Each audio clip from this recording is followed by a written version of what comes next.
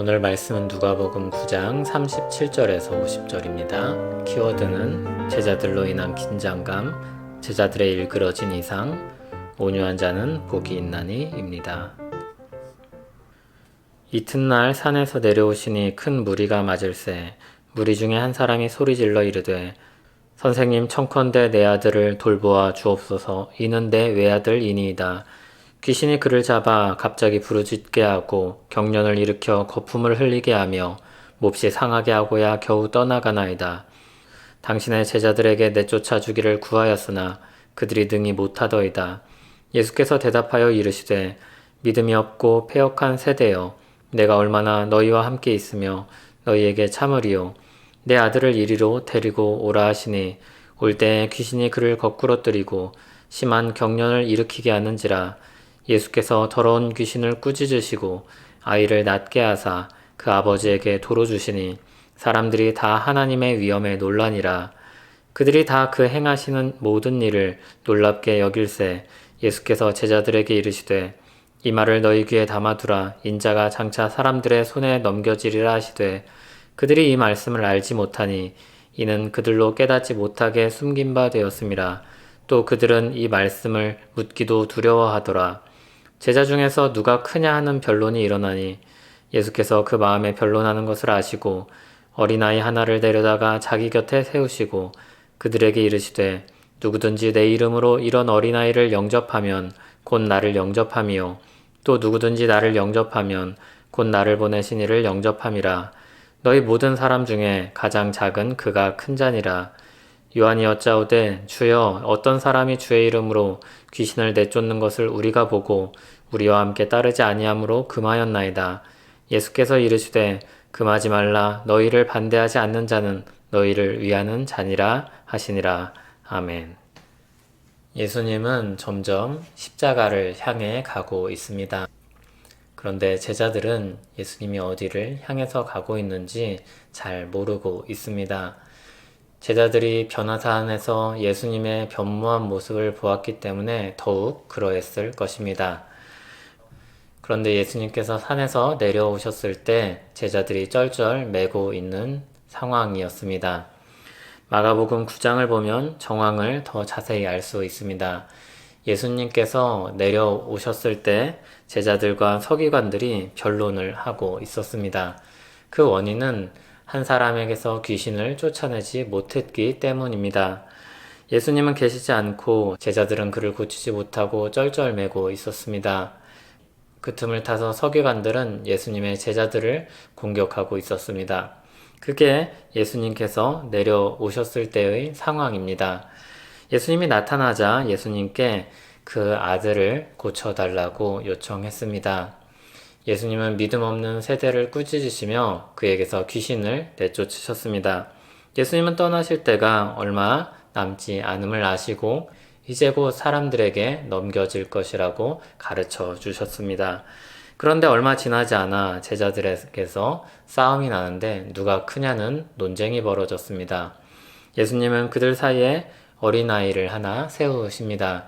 그리고 정말 큰 자는 이 어린아이와 같은 작은 자를 영접하는 자, 섬기는 자라 하십니다. 또 한 번은 이런 일이 있었습니다.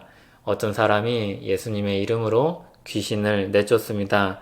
그런데 이들이 독자적으로 활동을 하고 예수님의 제자들과는 교류하지 않았습니다. 그러자 제자들은 그를 제지합니다. 그리고 칭찬받을 것으로 생각하고 예수님께 이 사실을 보고했습니다. 그런데 예수님은 자신들을 높이려는 제자들의 마음을 아시고 그들을 금하지 말라 하십니다. 이런 사건들이 쭉 나열이 되는데 언뜻 보면 연관성이 없는 사건들이 이어지고 있는 것만 같습니다. 그런데 누가는 이 일을 조사하고 살펴서 이렇게 배열을 한 이유가 있습니다.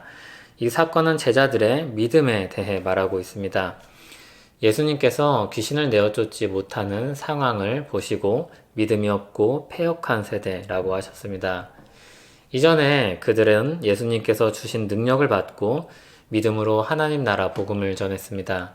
그땐 귀신도 떠나갔고 질병도 고쳐졌습니다.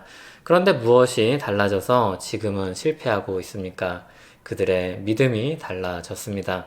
이제 한참 예수님을 따라다녔고 자신들 스스로 귀신도 쫓고 병도 고쳤으니 이들 마음에 하나님을 믿는 믿음으로 맡은 일을 하는 게 아니라 마치 자신들에게 부여된 능력으로 일을 하는 것처럼 착각하고 있습니다.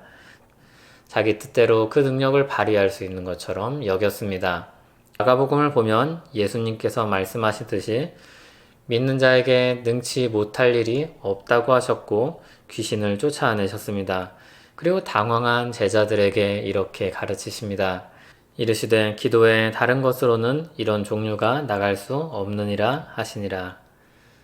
그들은 기도하지 않았습니다. 어쩌면 기도하는 신용을 했을지는 모릅니다. 그러나 믿음으로 기도하지 않았습니다. 능력의 근원이신 하나님을 의지하여서 기도하지 않았습니다. 자신들이 할 수 있을 것으로 여겼습니다. 그러나 실상은 그렇지 않았습니다. 그렇게 우쭐대는 제자들의 마음에 시기와 질투가 싹 트는 것은 이상한 일이 아닙니다. 그들은 감히 하나님 앞에서 내가 더 크다며 어린아이처럼 논쟁을 벌였습니다. 제자들은 그런 마음으로 자기 무리를 따르지 않는 사람들을 제지하였습니다. 그러나 그들도 예수님을 따르고 예수님의 이름으로 일하던 사람들이었습니다. 그것은 제자들이 말하자면 텃세를 부린 것이었습니다. 예수님은 예수님의 이름으로 일한 사람들을 인정하셨고 예수님의 이름으로 영접하는 일을 높이셨습니다. 예수님은 점점 십자가에 가까워지고 있습니다. 그런데 제자들은 점점 믿음에서 멀어지고 있습니다. 특권의식에 사로잡히고 욕심에 눈이 어두워졌습니다. 제자들은 계속해서 높은 곳을 바라보기만 하였습니다. 그런데 예수님은 가장 낮은 곳을 향해서 가고 계셨습니다. 믿음은 온유합니다. 온유한 자는 복이 있나니 땅을 그 기업으로 받을 것입니다. 예수님은 온유한 자의 모본입니다. 예수님께서 말씀하십니다. 수고하고 무거운 짐진 자들아 다 내게로 오라. 내가 너희를 쉬게 하리라. 나는 마음이 온유하고 겸손하니 나의 멍에를 메고 내게 배우라.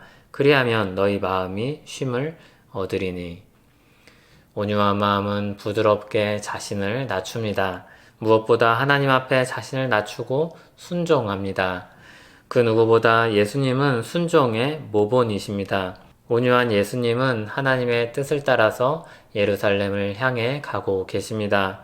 예수님의 마음은 사람들을 살리기 위해 자신이 져야 할 십자가에 있었습니다. 주님의 나라가 주님의 통치로 세워지지 않겠습니까? 아담이 어디서 실패했습니까?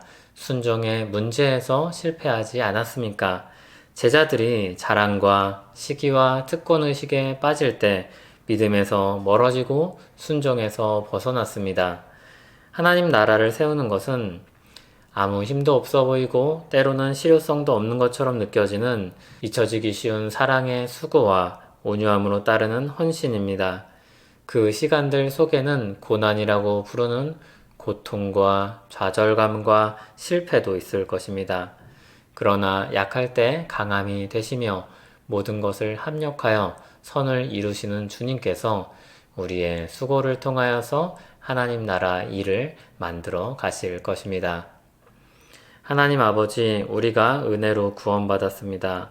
주께서 행하신 사랑으로 말미암아 새 삶을 얻었습니다. 우리에게 주신 새 삶을 주의 통치 아래 두고 살기 원합니다. 온유한 마음으로 순종하며 살도록 부드러운 마음을 채워 주시옵소서. 예수님 이름으로 기도합니다. 아멘.